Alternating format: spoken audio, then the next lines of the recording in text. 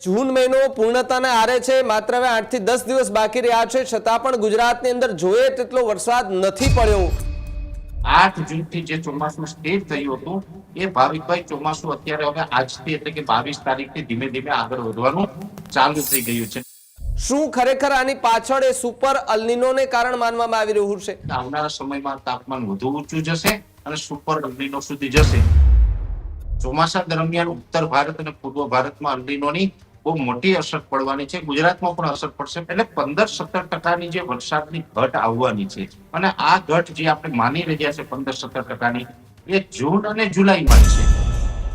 જુલાઈ મહિનો પણ આ જ પ્રકારનો રહેશે કે જુલાઈની શરૂઆતમાં જ ખેડૂતો જે આશા રાખીને બેઠા છે એ આશા પર કંઈક પાણી ન ફરી જાય, અથવા તો પછી એવો વરસાદ પડે કે ખેડૂતો ખુશખુશાલ થઈ જાય। જુલાઈના પ્રથમ અઠવાડિયામાં બંગાળની ખાડી અને અરબ સાગર બંને સક્રિય રહેવાના છે। એટલે ગુજરાતને સતત એ વરસાદનો લાભ છે મળતો રહેશે। અહીં બહુ ચિંતા કરવા જેવી જરૂર નથી। જુલાઈમાં ડેમ ઓવરફ્લો થવાના સમાચાર પ્રાપ્ત થતા હોય છે, એ આ વખતે જુલાઈમાં ડેમો ઓવરફ્લો નહીં થાય, પણ ખેતી માટે જેટલું જરૂરી છે એટલો વરસાદ ચોક્કસથી જુલાઈમાં મળશે। કેટલાક ખેડૂતોએ વાવણીની શરૂઆત કરી દીધી છે અને કેટલાક ખેડૂતો એવા પણ છે કે જે હજુ વરસાદની ધીમી ધારે રાહ જોઈને બેઠા છે, તો એ લોકોએ શું શરૂઆત કરી દેવી જોઈએ કે હજુ પણ રાહ જોવી જોઈએ? તો જેને પાણીની વ્યવસ્થા નથી એમને અત્યારે ચોમાસાનો વરસાદ પડશે ને એમાં જ વાવણી કરવાની, તો એડવાન્સમાં કોરા ખેતરમાં બિયારણ ન નાખવું જોઈએ। એટલે હંમેશા 3 ઇંચ ઉપર વરસાદ પડે, જમીન પૂરતા પ્રમાણમાં ભેજ પકડે, ત્યારબાદ જ ખેડૂતોએ વાવેતર કરવું જોઈએ। એમાં પણ લગભગ હું તો માનું કે તુવેર અને એરંડા છે તો ઓગસ્ટ મહિનામાં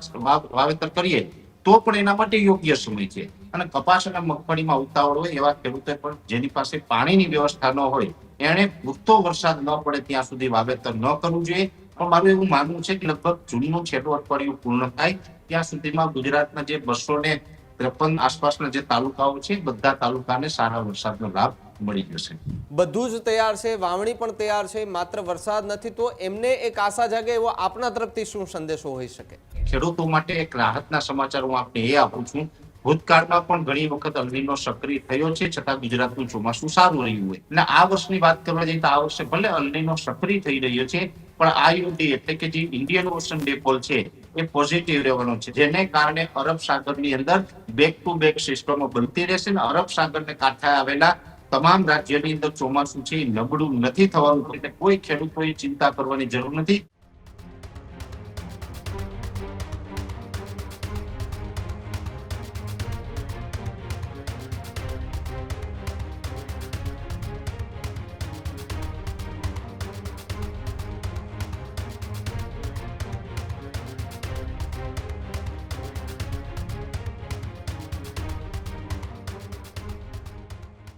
નમસ્કાર, આપ જોઈ રહ્યા છો ન્યૂઝરૂમ ગુજરાત અને આપની સાથે હું શુભાવી।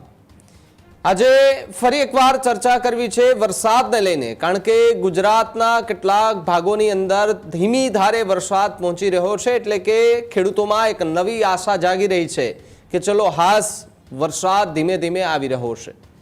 પરંતુ શું આ વરસાદ એ આવીને જતો રહેવાનો છે કે પછી એ દક્ષિણ ગુજરાતથી લઈને સૌરાષ્ટ્ર, ઉત્તર ગુજરાત, કચ્છ, બનાસકાંઠા અને આસપાસના વિસ્તારોમાં જશે? જૂન મહિનો આમ તો હવે પૂર્ણતાને આરે છે, બસ થોડાક જ દિવસો રહ્યા છે, છતાં પણ ગુજરાતની અંદર જોઈએ તેટલો વરસાદ નથી પડ્યો। તેની પાછળનું શું ખરેખર કારણ સુપર અલ્નિનોને માનવામાં આવી રહ્યું છે? સવાલો અનેક થઈ રહ્યા છે અને ઘણા લાંબા સમયથી હવામાન વિભાગ હોય, હવામાન નિષ્ણાંત હોય, તેની પાસેથી પણ એ સમજવાના પ્રયાસ કરી રહ્યા છીએ કે ગુજરાતની અંદર વિધિવત રીતે ચોમાસું આમ તો બેસી જવું જોઈએ, પરંતુ વાતાવરણમાં કેમ કોઈ પલટો નથી આવી રહ્યો, કેમ વરસાદ એ સમયસર નથી પડી રહ્યો, તેની પાછળના ઘણા બધા કારણો જે છે તે માનવામાં આવી રહ્યા છે। ત્યારે આજ મુદ્દે વાત કરવી છે હવામાન નિષ્ણાંત પરેશ ગોસ્વામી આપણી સાથે જોડાયા છે। સીધા એમની સાથે જ આજે વાતચીત કરવાનો પ્રયાસ કરીએ અને જાણીએ કે ગુજરાતની અંદર વિધિવત રીતે ચોમાસું ક્યારે બેસી જશે અને ક્યારે ગુજરાતના ખેડૂતો માટે સારા સમાચાર આવી શકે છે। પરેશભાઈ, સ્વાગત છે ન્યૂઝરૂમ પર આપનું। જી નમસ્કાર। પરેશભાઈ, જે રીતે જૂન મહિનો પૂર્ણતાને આરે છે, માત્ર હવે 8 થી 10 દિવસ બાકી રહ્યા છે, છતાં પણ ગુજરાતની અંદર જોઈએ તેટલો વરસાદ નથી પડ્યો। શું ખરેખર આની પાછળ એ સુપર અલ્નિનોને કારણ માનવામાં આવી રહ્યું છે?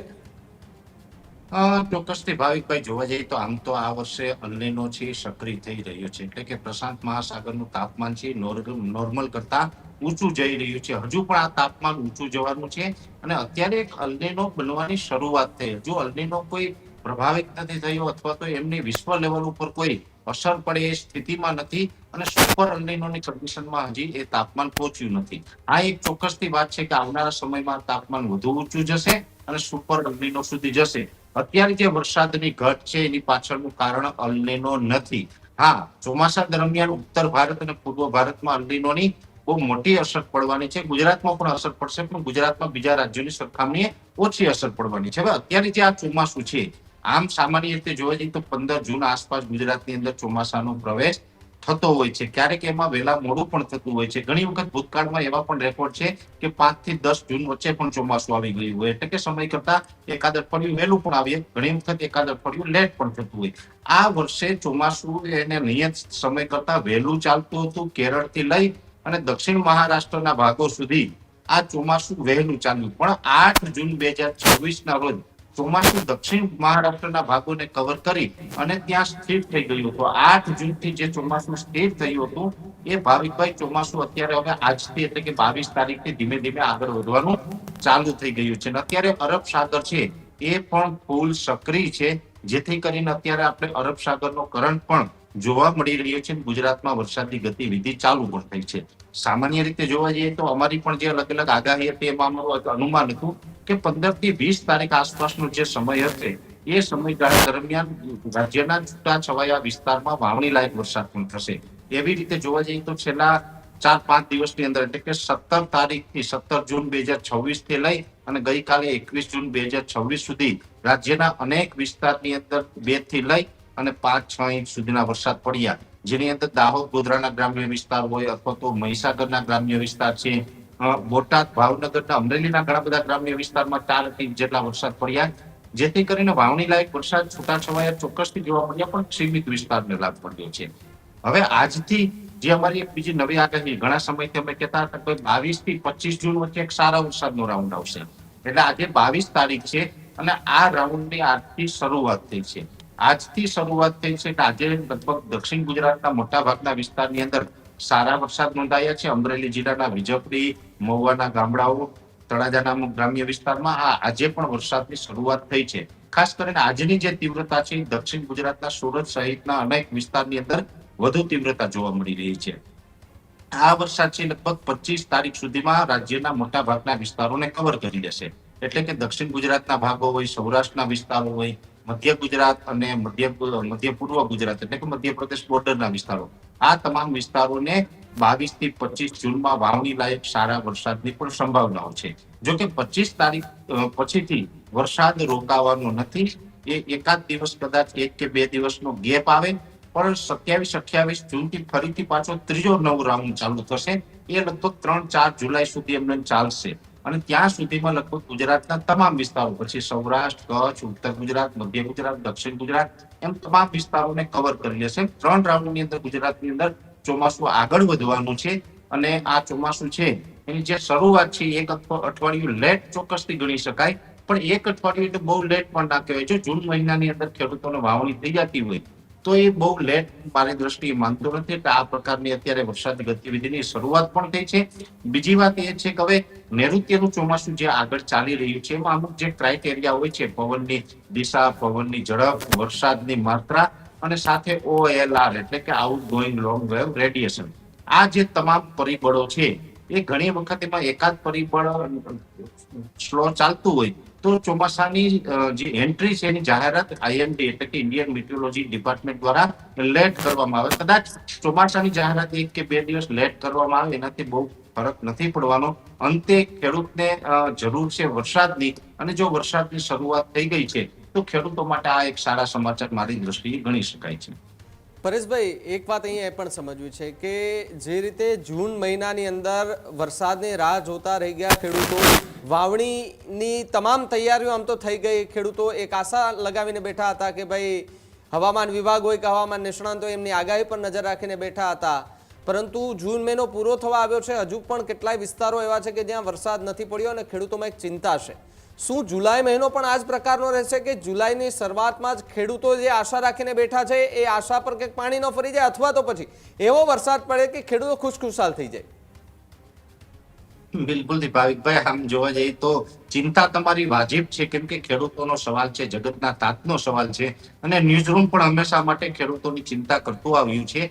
ત્યારે હું આપને એ જણાવી દઉં કે જ્યાં જૂનનું છેલ્લું અઠવાડિયું છે, હવે આજે જૂન મહિનાના છેલ્લા અઠવાડિયાની શરૂઆત થઈ છે, અને અત્યારે જે અરબ સાગર ફૂલ સક્રિય થયો છે, જેને કારણે જૂનના છેલ્લા અઠવાડિયામાં જેમ 22 થી 25 જૂન અને ત્યારબાદ 27-28 જૂનથી બીજો રાઉન્ડ ચાલુ થશે, એમ આ જૂનના છેલ્લા અઠવાડિયામાં 2 રાઉન્ડ આવશે. એમાં બધા જ વાવણી લાયક વરસાદનો લાભ મળશે. અને જ્યારે વાત છે જુલાઈની, તો જુલાઈમાં પણ રેગ્યુલર વરસાદ મળવાનો, ખાસ કરીને જુલાઈના પ્રથમ અઠવાડિયામાં તો બંગાળની ખાડી પણ સક્રિય થવા જઈ રહી છે. આ વર્ષે જોવા જઈએ તો જ્યારે કેરળથી ચોમાસું ધીમે ધીમે આગળ ચાલ્યું, એમાં બંગાળની ખાડીનું પરફોર્મન્સ દર વર્ષ કરતા થોડુંક નબળું પણ હતું, છતાં પણ એ ચોમાસું ત્યાંથી પણ પૂર્વ પાક પણ આગળ ચાલી નોર્થ ઈસ્ટ જે 7 સિસ્ટર કહેવાય છે, એ તમામ રાજ્યોમાં પણ વરસાદનો લાભ મળ્યો છે. પણ બંગાળની ખાડી થોડીક વીક હતી, પણ હવે જુલાઈના પ્રથમ અઠવાડિયામાં બંગાળની ખાડી પણ સક્રિય થશે. જેવી રીતે અત્યારે અરબ સાગર સક્રિય થયો છે અને સુરત સહિતના ભાગોમાં વરસાદની શરૂઆત થઈ છે, એમ જુલાઈના પ્રથમ અઠવાડિયામાં બંગાળની ખાડી અને અરબ સાગર બંને સક્રિય રહેવાના છે. એટલે ગુજરાતને સતત એ વરસાદનો લાભ છે મળતો રહેશે. અહીં બહુ ચિંતા કરવા જેવી જરૂર નથી. હા, એક વાત ચોક્કસ છે ભાવિકભાઈ, ઘણા સમયથી અમે પણ કહેતા આવ્યા છીએ કે જે દર વર્ષે એટલે કે છેલ્લા 4-5 વર્ષથી જે વરસાદ પડી રહ્યા છે એ લગભગ 120%, 125%, 130% એવા પડી રહ્યા છે. ગયા વર્ષે એટલે કે વર્ષ 2025 ની અંદર પણ સામાન્ય કરતા વરસાદ વધારે નોંધાયો હતો. લગભગ ગયા વર્ષે સરેરાશ ગુજરાતની અંદર એવરેજ 109% વરસાદ વરસ્યો હતો. આ વર્ષે એટલે કે વર્ષ 2026માં એટલો બધો વરસાદ પડવાની સંભાવનાઓ ખૂબ ઓછી છે. પણ મારું એટલું ચોક્કસ માનવું છે કે 90 થી લઈને 92-93% સુધી વરસાદ વરસશે. એટલે 15-17% જે વરસાદની ઘટ આવવાની છે, અને આ ઘટ જે આપણે માની રહ્યા છે 15-17%, એ જૂન અને જુલાઈમાં જ છે. એટલે જૂન મહિનામાં આપણે ઘટ ચોક્કસથી આપણે જોઈ છે, જુલાઈમાં પણ ઘટ હશે, પણ જુલાઈમાં ખેડૂતોની ચિંતા કરાવે એ પ્રકારનો માહોલ નહીં જોવા મળે. ઘણી વખત આપણે એવું થતું હોય કે જુલાઈ મહિનામાં એટલે કે અષાઢી મેઘ આપણે જોવા મળે ને, અષાઢ મહિનામાં જેમ 12 મેઘ ખાંગા થતા હોય ત્યારે મોટા ભાગે જુલાઈ મહિનો હોય, તો જુલાઈ મહિનામાં મીડિયાના મારફતે આપણે એવા સમાચાર પ્રાપ્ત થતા હોય કે ભાઈ આ જગ્યાએ ડેમ ઓવરફ્લો થયો, પેલી જગ્યાએ ઓવરફ્લો થયો.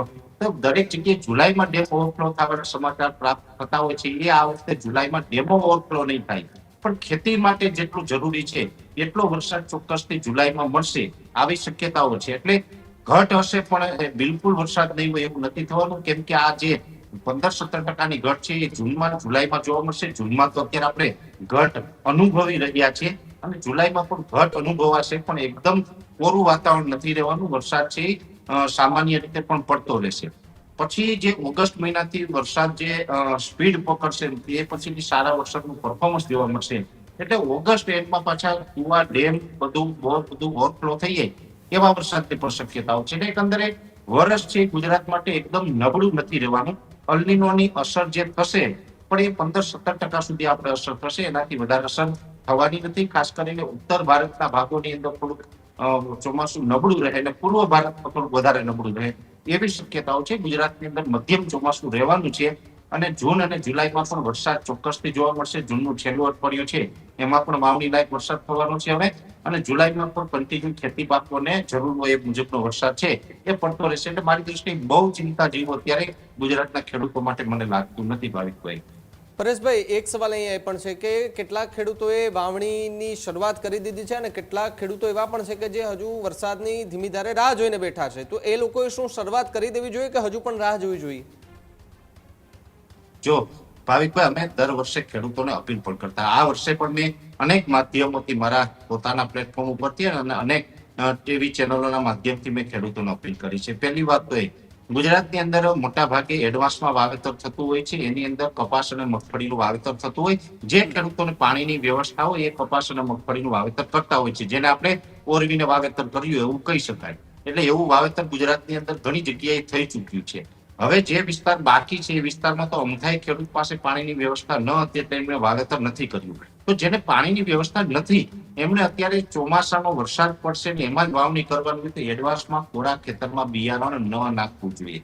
કેમ કે ઘણી વખત એવું પણ બનતું હોય છે કે ચોમાસું ગુજરાતની અંદર આવી જાય, બધા જ વિસ્તારોમાં વરસાદ થઈ જાય, વચ્ચે એક બે તાલુકાઓ છે એમાં ઝાપટા પડતા હોય, એટલે કે ત્યાં વરસાદનું પ્રમાણ નબળું રહ્યું હોય. હવે માની લઈએ કે કોઈ ખેડૂતે કોરામાં બિયારણ નાખી દીધું છે, ત્યાં કદાચ વરસાદનું પ્રમાણ ઓછું રહે તો એનું જે મોંઘું બિયારણ છે એ ફેલ જતું હોય છે.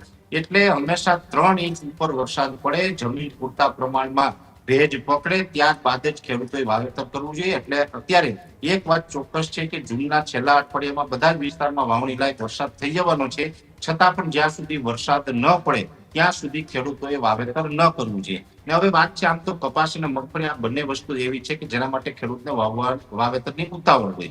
બાકી જો સોયાબીન છે તો આમ તો ટૂંકા ગાળાનો પાક છે, 85-90 દિવસે પાકી જતો પાક છે. સોયાબીન છે તો જુલાઈની 15 તારીખ પછી વાવીએ તો પણ એના માટે લેટ નથી ગણાતું. એવી જ રીતે તુવેર અને એરંડાનો પાક પણ આપણા ગુજરાતની અંદર મોટા વિસ્તારોમાં થાય છે. એમાં પણ લગભગ હું તો માનું કે તુવેર અને એરંડા છે તો ઓગસ્ટ મહિનામાં વાવેતર કરીએ તો પણ એના માટે યોગ્ય સમય છે. એટલે એક કપાસ અને મગફળી માટે ચોક્કસથી ખેડૂતોને ઉતાવળ હશે. આ સિવાયના બીજા પાકોમાં તો હજુ કોઈ ઉતાવળનું કોઈ કારણ નથી. અને કપાસ અને મગફળીમાં ઉતાવળ હોય એવા ખેડૂતો પણ જેની પાસે પાણીની વ્યવસ્થા ન હોય એને પૂરતો વરસાદ ન પડે ત્યાં સુધી વાવેતર ન કરવું જોઈએ. અને જો એના વિસ્તારમાં કદાચ પૂરતો વરસાદ પડવામાં 2-5 દિવસ લેટ થતું હોય તો જે એની પાકની પેટર્ન છે એ ચેન્જ કરવી જોઈએ. એટલે કે જે આપણે 120 કે 115 દિવસે પાકતી મગફળી હોય એની જગ્યાએ 90 દિવસે પાકતી મગફળી વાવેતર કરવું જોઈએ. કપાસમાં પણ લાંબા ગાળાની જગ્યાએ અર્લી વેરાયટી, ટૂંકા ગાળાની વેરાયટી હોય એવી વાવેતર કરવી જોઈએ. ખાસ કરીને જૂન મહિનામાં વાવણી થાય એ મિત્રો તો લાંબા ગાળાની ટૂંકા ગાળાની બંને વેરાયટી વાવી શકે. પણ માની લે કે 2-5 તાલુકાઓ ગુજરાતની અંદર વરસાદથી જૂન મહિનામાં વંચિત રહીએ તો એને જે જુલાઈમાં વાવણી થતી હોય તો જુલાઈ મહિના માટે ટૂંકા ગાળાની વેરાયટી છે પસંદ કરવી હિતાવહ રહેશે. પણ મારું એવું માનવું છે કે લગભગ જૂનનું છેલ્લું અઠવાડિયું પૂર્ણ થાય ત્યાં સુધીમાં ગુજરાતના જે 253 આસપાસના જે તાલુકાઓ છે બધા તાલુકાને સારા વરસાદનો લાભ મળી જશે. પરેશભાઈ, એક નાનકડો છેલ્લો સવાલ છે. ગુજરાતના ખેડૂતોની એક ચિંતા છે, બધું જ તૈયાર છે, વાવણી પણ તૈયાર છે, માત્ર વરસાદ નથી, તો એમને એક આશા જાગે એવો આપના તરફથી શું સંદેશો હોઈ શકે?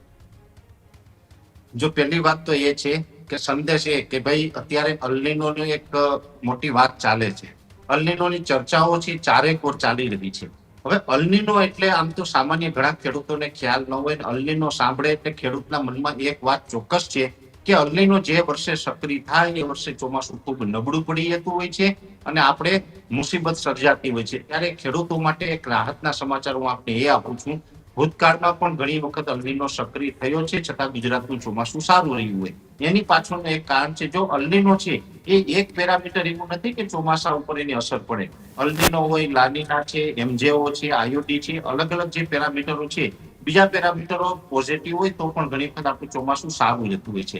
એટલે આ વર્ષની વાત કરવા જઈએ તો આ વર્ષે ભલે અલ્નીનો સક્રિય થઈ રહ્યો છે પણ આઈઓડી એટલે કે જે ઇન્ડિયન ઓશન ડિપોલ છે એ પોઝિટિવ રહેવાનો છે. હવે અલ્નીનો એટલે કે પ્રશાંત મહાસાગરનું તાપમાન છે એની સ્થિતિને આપણે અલ્નીનો કહીએ છીએ, જ્યારે આઈઓડી એટલે કે હિન્દ મહાસાગરનું જે તાપમાન છે એને આઈઓડી કહેવામાં આવે છે. અને હિન્દ મહાસાગરનું ટેમ્પરેચર છે એ ફેવરેબલ કન્ડિશનમાં ચોમાસા દરમિયાન જોવા મળશે, જેને કારણે અરબ સાગરની અંદર બેક ટુ બેક સિસ્ટમો બનતી રહેશે અને અરબ સાગરને કાંઠે આવેલા તમામ રાજ્યની અંદર ચોમાસું છે નબળું નથી થવાનું. કમસે કમ ભલે છેલ્લા 4-5 વર્ષની સરખામણી પડ્યા એટલા ઓવર વરસાદ ન પડે પણ એકંદરે મધ્યમથી સારું ચોમાસું રહેશે, નબળું બિલકુલ નથી રહેવાનું. એટલે કોઈ ખેડૂતોએ ચિંતા કરવાની જરૂર નથી. અરબ સાગરના કાંઠે ગુજરાત પણ આવેલું છે અને ગુજરાતની અંદર પણ 90 થી લઈને 92-93% સુધીના વરસાદ પડે તેવી પૂરી શક્યતાઓ છે, જેથી કોઈ ખેડૂતોએ ચિંતા કરવાની નહીં. ચોમાસું પાક છે એ પણ આપણે વ્યવસ્થિત રીતે ઉત્પાદન લઈ શકશું અને આપણે ઓગસ્ટ મહિનાના એન્ડ સુધીમાં પાણીની વ્યવસ્થા થઈ જશે, જેથી કરીને આપણે શિયાળુ પાકનું વાવેતર પણ ગુજરાતના ખેડૂત કરી શકે. આ પ્રકારનું અમને આગળનું ચોમાસું દેખાઈ રહ્યું છે ભાવિકભાઈ. બિલકુલ બિલકુલ. આભાર પરેશભાઈ જોડાવા બદલ અને ચર્ચા કરવા બદલ. કારણ કે જે ખેડૂતોમાં એક ચિંતા છે અને એક આશા પણ હતી કે આ વખતેનું ચોમાસું કેવું રહેશે, આ વખતે જે પ્રમાણે ચોમાસું લગાતાર મોડું પડતું જોવા મળી રહ્યું છે અને આના જ કારણે ખેડૂતોની વાવણી પર અસર પડી રહી છે. એના જ કારણે ચર્ચાઓ અને ખેડૂતો સુધી સાચી માહિતી પહોંચાડવું એક અમારું અને તમારું પણ એક કામ છે. એટલા માટે જ તમામ માહિતી જે છે તે તમારી પાસેથી મેળવી અને ખેડૂતો સુધી જે છે તે પહોંચાડવાના પૂરેપૂરા પ્રયાસો જે છે તે અમે કરી રહ્યા છે. ખોટી અફવાઓ જે છે તે સોશિયલ મીડિયા પર ખૂબ વધતી જોવા મળી રહી છે. આવી અફવાઓમાં ન આવવું. હવામાન નિષ્ણાંતો હોય, હવામાન વિભાગ હોય, તેમની જે ઓફિશિયલ ચેનલો છે, ઓફિશિયલ જે એમની વેબસાઇટ છે તેની ઉપર એ તમામ માહિતી જે છે તે આપતા હોય છે. તેના પર આપણે એ નજર રાખીએ અને ખેડૂત મિત્રોએ પણ જે છે તે ચકાસવાની ખૂબ જરૂર છે. પરેશભાઈ, આભાર જોડાવા બદલ અને માહિતી બદલ. તો જે રીતે ચોમાસું આમ તો એ મોડું પડતું જોવા મળ્યું હતું, પરંતુ હવામાન નિષ્ણાંત પરેશ ગોસ્વામીએ કહી દીધું છે કે ભલે જૂન મહિનો આખો કોરો ધાકડ રહ્યો છે, પરંતુ જુલાઈમાં આ પ્રકારની સ્થિતિ નહીં રહે. જુલાઈની શરૂઆત થતાની સાથે જ આમ તો જૂન પૂર્ણતાને આરે અને જુલાઈની શરૂઆતમાં આખાય ગુજરાતને આવરી લે તે પ્રકારનો વરસાદ થશે અને ખેડૂતોને જે પ્રમાણે જરૂર છે એટલો વરસાદ થવાનો છે. પરંતુ જુલાઈ મહિનામાં જે ડેમો ભરાઈ જતા હતા, જે ડેમો ઓવરફ્લો થવાની વાતો આવતી હતી, ચેક ડેમ ઓવરફ્લો થઈ જતા હતા, એવા સમાચાર કદાચ ન પણ મળી શકે, કારણ કે વરસાદ ખૂબ મોડો છે અને ખૂબ મોડો આવવાના કારણે કેટલાક વિસ્તારોમાં પાણી જે છે તે ખૂબ ઓછું પણ ભરાશે તેવી સંભાવનાઓ છે. પરંતુ જુલાઈના અડધા મહિના પછી, એટલે જે જુલાઈનો અડધો મહિનો પતશે જુલાઈનો, ત્યારબાદ ગુજરાતની અંદર કંઈક વાતાવરણમાં પલટો આવે અને એકદમ વરસાદ જે છે તે પડી જાય તેવી પણ સંભાવના છે. ગાજવીજ સાથે મેઘો મુશળધાર વરસે તેવા અહેવાલો જે છે તે હાલ જોવા મળી રહ્યા છે. સંભવિત આગાહીઓ જે છે તે જોવા મળી રહી છે. ત્યારે ખોટી અફવાઓ જે છે તેમાં ન આવવું જોઈએ. ખેડૂતોએ જે વાવણી લાયક વરસાદ થાય તેની જે રાહ જોઈને બેઠા છે, તેમાં હવામાન નિષ્ણાંત જે પરેશ ગોસ્વામી છે તેમણે પણ કહ્યું છે કે વાવણી લાયક વરસાદની રાહ જોતા ખેડૂતો માટે પણ એમણે સાચી સલાહ આપી છે. તો એ જ સલાહ પ્રમાણે ખેડૂતો ચાલે તેવી પણ અમે આશા રાખીએ છીએ. તો હાલ સમાચારોમાં અત્યારે બસ એટલા જ. વધુ સમાચાર માટે આપ જોતા રહો ન્યૂઝ રૂમ ગુજરાત, ગુજરાતનો ગર્જનાદ. નમસ્કાર.